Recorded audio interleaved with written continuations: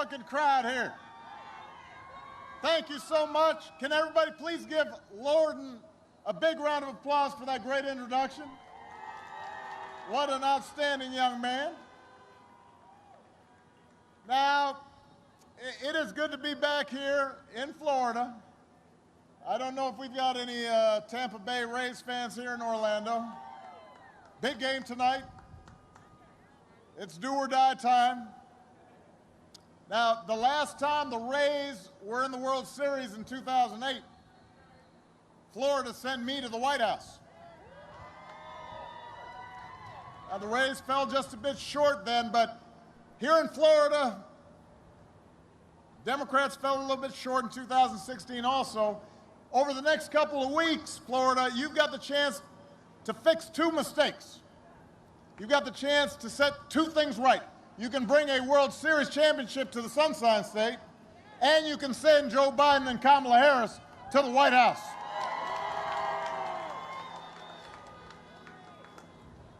We got 1 week, Orlando.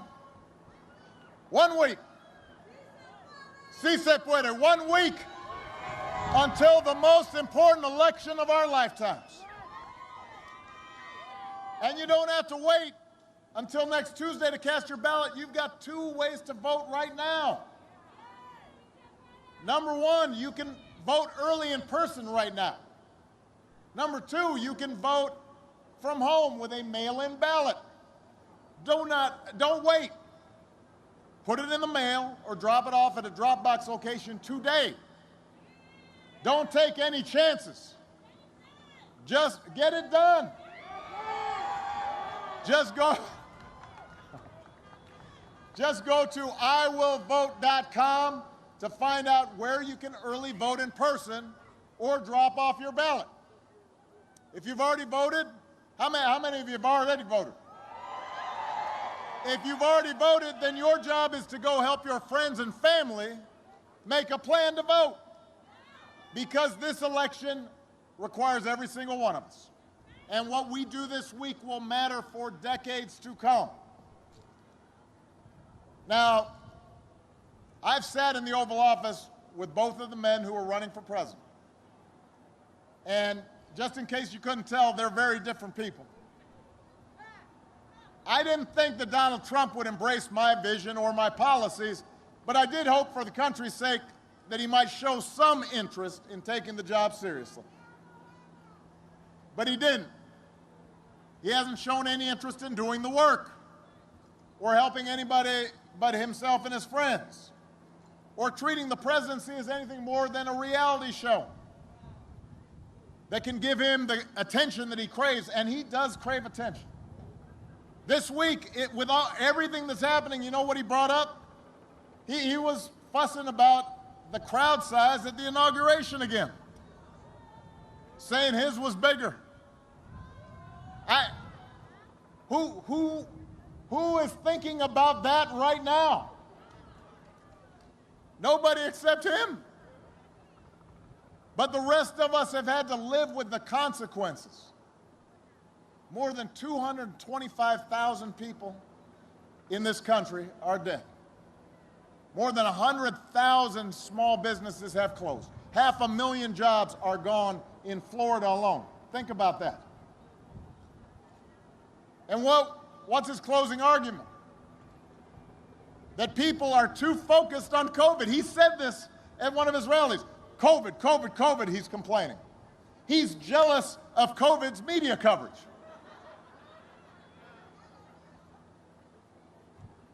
If he had been focused on COVID from the beginning, cases wouldn't be reaching new record highs across the country this week.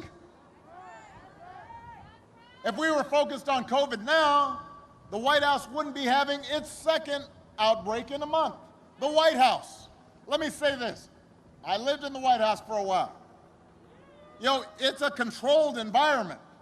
You can take some preventive measures in the White House to avoid getting sick, except this guy can't seem to do it. He's turned the White House into a hot zone. Some of the places he holds rallies have seen new spikes right after he leaves town. And over the weekend, his chief of staff said, and I'm quoting here, I'm not making this up. His chief of staff on a news program says, we're not going to control the pandemic. He just said this. Yes, he did. And yes, we noticed you're not going to control the pandemic. Listen, winter is coming. They're waving the white flag of surrender. Florida, we can't afford 4 more years of this. That's why we've got to send Joe Biden to the White House. Because we cannot afford this kind of incompetence and disinterest. 12 years ago, when I chose vice president, I didn't know Joe all that well. We served in the Senate together. I noticed, by the way, one of my great friends, Bill Nelson, say, I haven't seen Bill in a while, so that's why. Plus, he's wearing a mask, but one of the great senators from Florida. And Joe and I served together with him. And, you know, I had a lot of friends in the Senate, but Joe and I wasn't the closest person. But he and I came from different places. We came from different generations. But I quickly came to admire Joe as a man who learned early to treat everybody he meets with dignity and respect. And Bill will testify to this. Joe's somebody who lives by the words his parents taught him. No one's better than you, Joe, but you're better than nobody. He believes everybody counts. He believes everybody's important. And that empathy, that decency, that belief in other people, that's who Joe is. And that's who he'll be. I can tell you, the presidency doesn't change who you are. It reveals who you are. And Joe, time and time again, has shown himself to be a man of principle and character, and he's going to be a great president.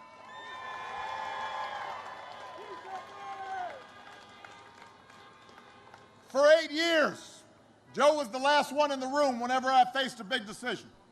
He made me a better president, and he's got the character and the experience to make us a better country. And he and Kamala are going to be in the fight, not for themselves, but for every single one of us. Listen, you've got a president right now, he wants full credit for an economy that he inherited. He wants zero blame for the pandemic he ignored. But you know what? The job doesn't work that way. You've got to be responsible 24/7. You've got to pay attention 24/7. Tweeting at the TV doesn't fix things.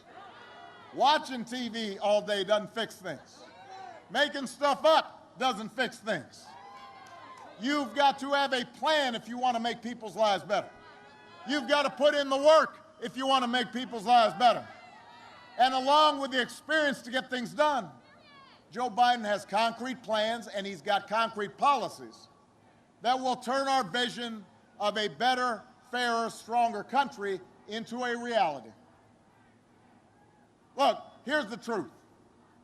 The pandemic would have been challenging for any president. But this idea that somehow this White House has done anything but completely screw this thing up is nonsense.